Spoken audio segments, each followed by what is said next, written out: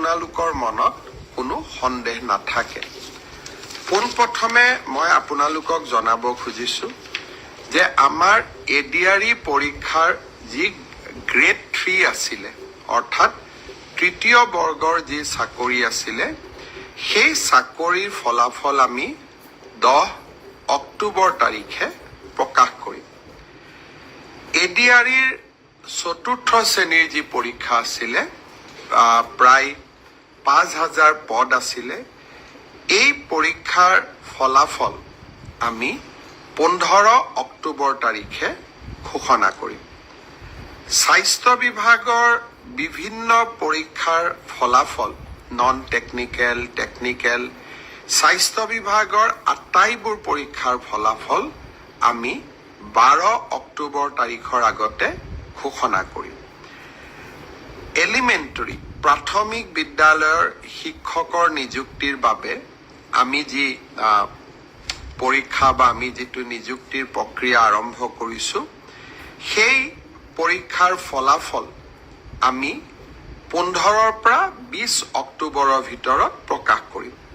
তাৰ কাৰণ, প্ৰাথমিক বিদ্যালয়ৰ শিক্ষক শিক্ষয়িত্ৰীৰ পৰীক্ষাৰ ফলাফল ঘোষণা কৰাৰ আগতে আমি গ্ৰেজুৱেট টিচাৰ আৰু পোষ্ট গ্ৰেজুৱেট টিচাৰৰ ৰিজাল্ট ঘোষণা কৰিব খুজিছো, যাতে অভাৰলেপিং নহয়, অৰ্থাৎ প্ৰাথমিক বিদ্যালয়ৰ শিক্ষকৰ পদ নিৰ্বাচিত গ্ৰেজুৱেট টিচাৰ বা পোষ্ট গ্ৰেজুৱেট টিচাৰসকলে দখল কৰিব নোৱাৰে আৰু আমাৰ যুৱক যুৱতীসকল যাতে বঞ্চিত নহয়। গ্ৰেজুৱেট টিচাৰ আৰু পোষ্ট গ্ৰেজুৱেট টিচাৰৰ পৰীক্ষাৰ ফলাফল আমি 15 অক্টোবৰ তাৰিখে ঘোষণা কৰিম। অৰ্থাৎ এই গোটেই পৰীক্ষাৰ ফলাফলসমূহ আমি 20 অক্টোবৰ তাৰিখৰ আগতে আমি ঘোষণা কৰিবলৈ সক্ষম হ'ম। আপোনালোকে এতিয়া সুধিব যে পুলিচৰ পৰীক্ষাৰ ফলাফল আমি কেতিয়া দিম? সাব ইন্সপেক্টৰৰ ৰিজাল্ট বা ফায়াৰ ব্ৰিগেড আদিৰ ৰিজাল্ট আমি 10 অক্টোবৰ তাৰিখে দিম বা তাতকৈ আগতে দিম। কিন্তু AB আৰু UB কনিষ্টবলৰ ৰিজাল্ট দিয়াৰ ক্ষেত্ৰত গুৱাহাটী উচ্চ ন্যায়ালয়ে এটা আমাক সাময়িকভাৱে বাধা আৰোপ কৰিছে। আমি আশা কৰোঁ সেই বাধা আৰোপ অতিক্ৰম কৰি, অৰ্থাৎ উচ্চ ন্যায়ালয়ক সন্তুষ্ট কৰি আমি এই মাহৰ ভিতৰতে পুলিচৰো AB আৰু UB কনিষ্টবলৰ ৰিজাল্ট ঘোষণা কৰিব পাৰিম। এই গোটেই ৰিজাল্টৰ ফলাফলৰ লিষ্টখন দেখিলে আপোনালোকে ইতিমধ্যে গম পাইছে যে আমি 20 অক্টোবৰলৈকে যাবলগীয়া হৈছে। কিন্তু মই প্ৰতিশ্ৰুতি দিছিলোঁ যে অক্টোবৰ মাহৰ ভিতৰতে 10 অক্টোবৰত আপোনালোকক নিযুক্তি পত্ৰ দিম।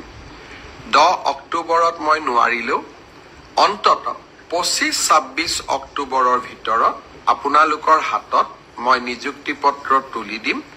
কাৰণ পৰীক্ষাৰ ফলাফল ঘোষণা কৰাৰ পিছতো আমি বিভাগলৈকে কাক কোন বিভাগত দিম ৰেণ্ডমাইজেশ্যন কৰিব লাগে আৰু তাৰ পিছত বিভাগসমূহেও আপোনালোকৰ পোষ্টিং অৰ্ডাৰ উলিয়াব লাগে।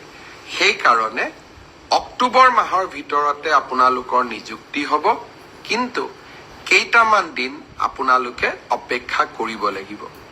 ইয়াৰ কাৰণো আপোনালোকে জানে, যোৱা কেইবাটাও দিন ধৰি আমি কোনেও কাম কৰিব পৰা নাই।